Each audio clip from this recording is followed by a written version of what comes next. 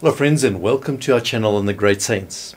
And today we're going to see how 100 years before the Fatima apparitions, they were already in some sense predicted by this mystic, a Blessed Elizabeth Canori Mora.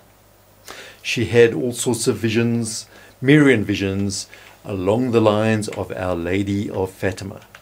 And so of course that would be to do with a call to conversion. There isn't conversion, therefore some sort of a punishment, a chastisement, and then finally hope is restored. There's a restoration of faith between God and his people.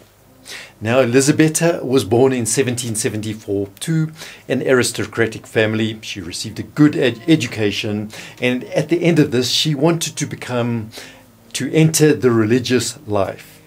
But instead, she also felt obliged now to take care of her parents, and so she ended up getting married and having two delightful little children.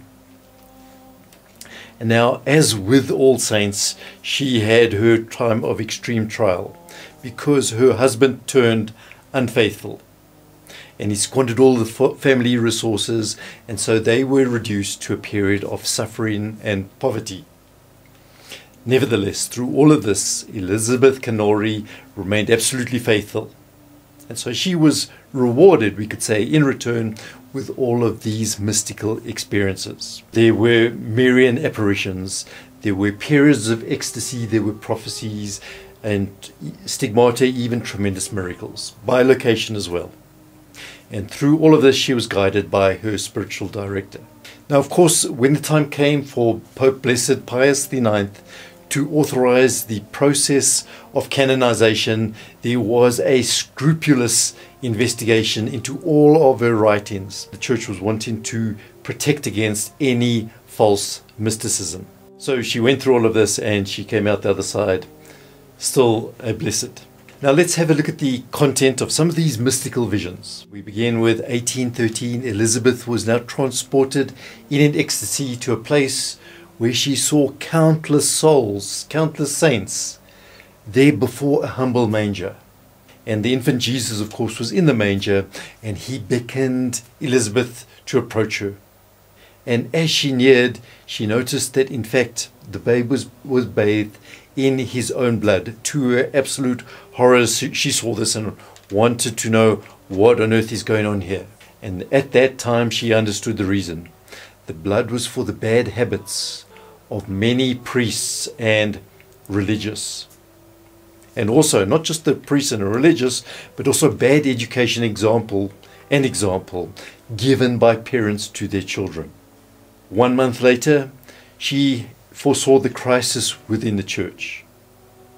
So this is February 1814. She saw many ministers of the Lord who were now robbing each other, and they were furiously tearing off the sacred vestments. She says, I saw the sacred altars being despoiled by the very ministers of God.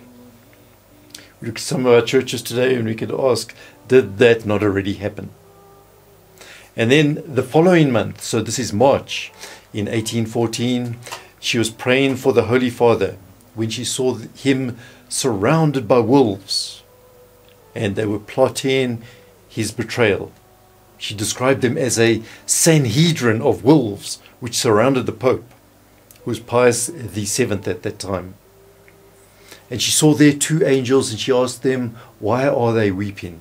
Why are they lamenting and so sad? And they looked upon Rome in this vision, and they said, wretched city, ungrateful people, the justice of God will chastise you. The following year, so now talking January in 1815, and in this vision, angels showed her many ecclesiastics who persecuted Jesus crucified and his holy gospel, but under the guise of doing good. But in reality, they were like furious wolves. They schemed to pull down the church leader from his throne. And then she saw the terrible indignation that these wolves now aroused in the heart of God. She says, I saw in terror the blazing lightning bolts of divine justice falling about me. I saw buildings collapsing in ruins, cities, even regions. The whole world now fell into terrible chaos, and countless people were killed. So she could easily be talking about a war.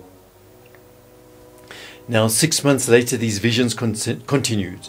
7th of June, 1815, she wrote, "Fierce wolves in sheep's clothing relentlessly persecute Jesus Christ crucified and his spouse, the Holy Church.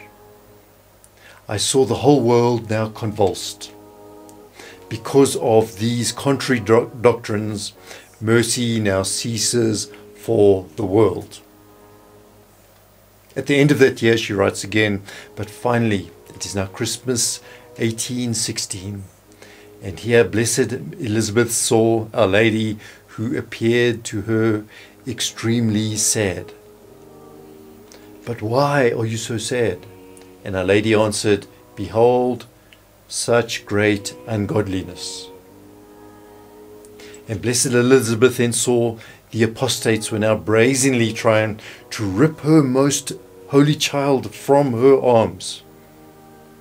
And so, confronted with such an outrage, the Mother of God now ceased to ask for mercy for the world, and instead she now requested justice from the Eternal Father.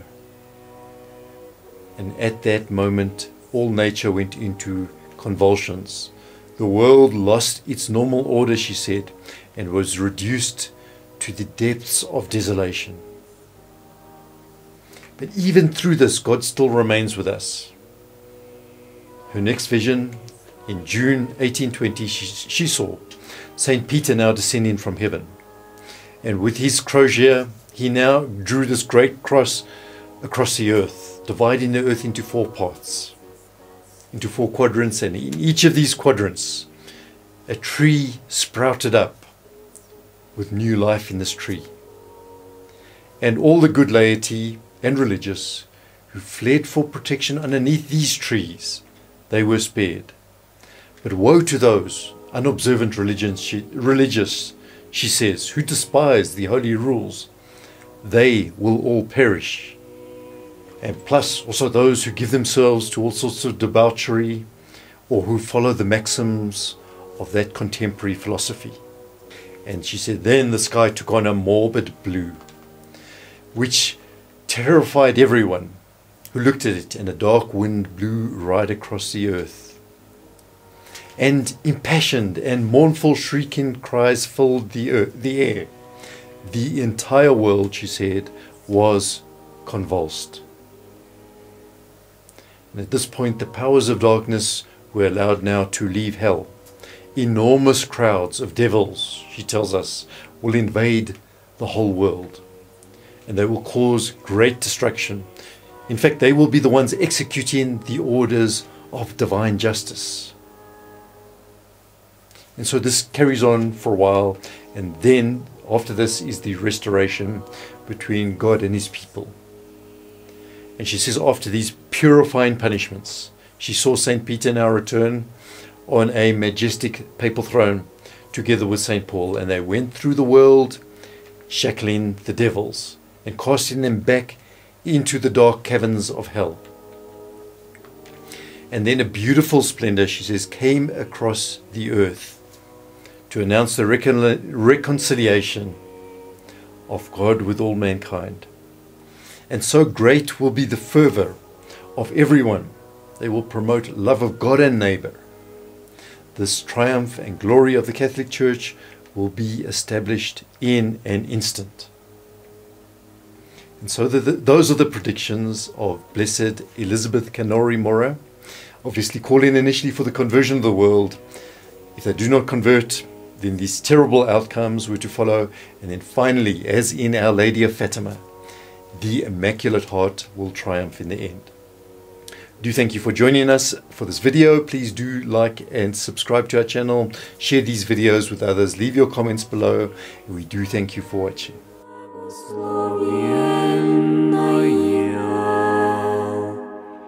Пресвятая Богородице, спаси